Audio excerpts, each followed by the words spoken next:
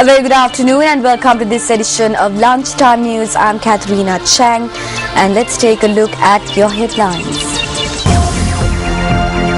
Australian Minister of Immigration arrived in the country. Money has changed everything, a statement by MP Vikramanayaka.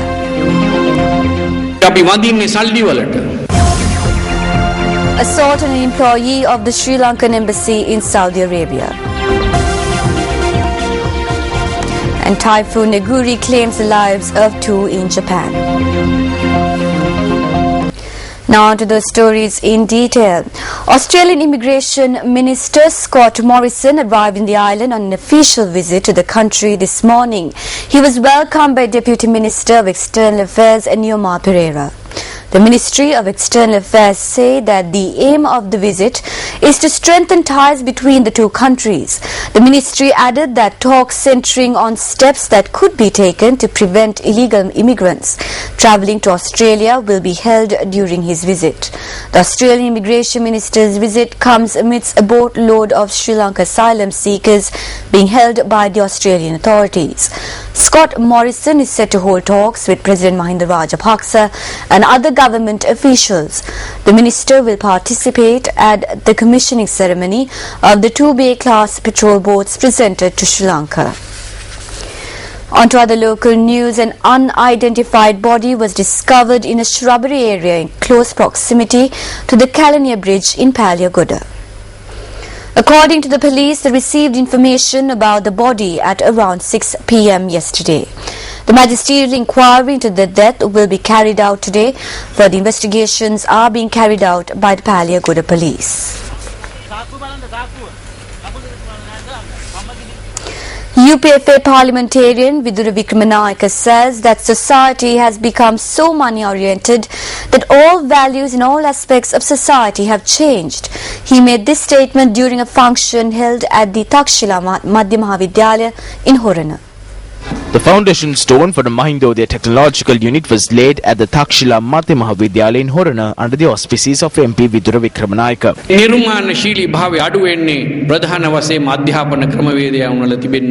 Creativity drops due to faults and shortcomings in the education system. Technology is something that can be used to rectify our shortcomings. Creative people need to emerge in order for a country to develop. I believe that our creative skills have become blunt. So I personally believe that steering children towards IT subjects at an early age will be beneficial. Gradually everything is changing because society has become more money oriented. We worship money. Everything is decided by money. Even education has changed because of it.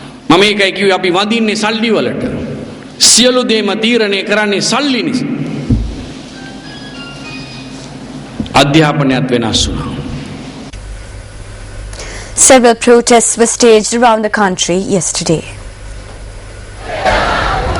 A demonstration was organised by the Students' Union of the University of the Visual and Performing Arts against student suppression.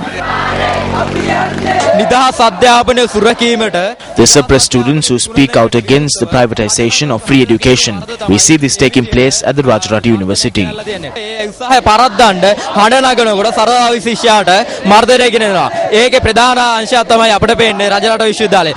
A group of Runa University students also staged a protest yesterday against student suppression. This protest was staged by the Student Union of Runa University. Our correspondent stated that vehicular movement along the Kumurupitiya Matra main road was disrupted as a result of the protest. The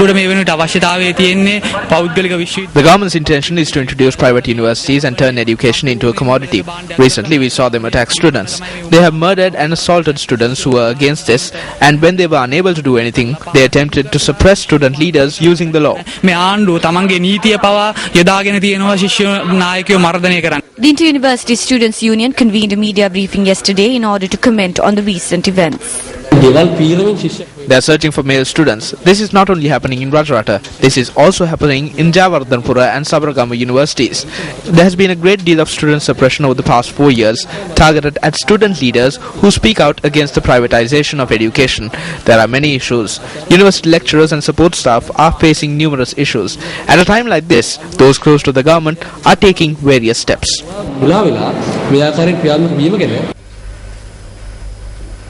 Customs media spokesperson, Customs Director Leslie Garmini says that the Sri Lanka Customs Department has achieved its revenue targets for this year.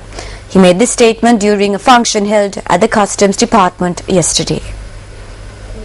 Sri Lanka Customs states that their revenue dropped by 10 billion rupees in 2013 in comparison to revenue recorded in 2012. The department, which recorded a total revenue of 484,728 billion rupees in 2012, only managed to bring in a revenue of 474,827 million rupees in 2013. A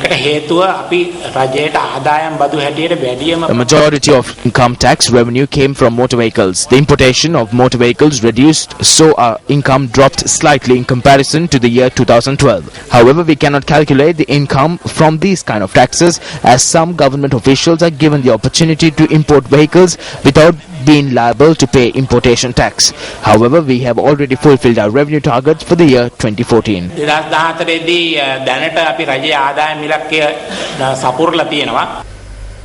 Another workshop in the series of media workshops organized by Newsfirst to improve the communication skills and media knowledge of students is currently underway at St. Mary's College, Colombo 3. This is incidentally the 134th workshop conducted by Newsfirst.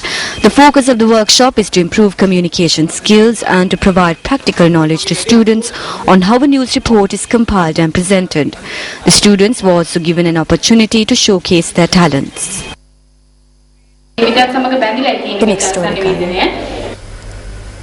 This new report is filed by Dimesh Adhikari from Polgahavela. What you are seeing here is the Polgahavela Martha. This road is in a dilapidated state, and area residents as well as school children are severely inconvenienced as a result. They are requesting the relevant officials to take immediate measures to renovate this road.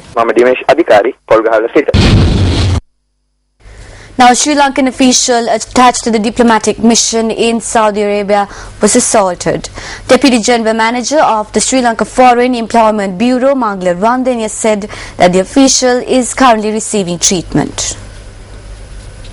This has happened in Riyadh, where this women welfare camp, which is run by the Saudi government, and illegal workers are being kept by the Saudi government until their cases been evaluated. So usually the embassy officials visit this camp. And on that note, we conclude this edition of Lunchtime News. It was a pleasure having you with us. For the Newsfirst team, I'm Katharina Chang. Have a good day ahead. Hotline 0114-896-896. www.newsfirst.lk.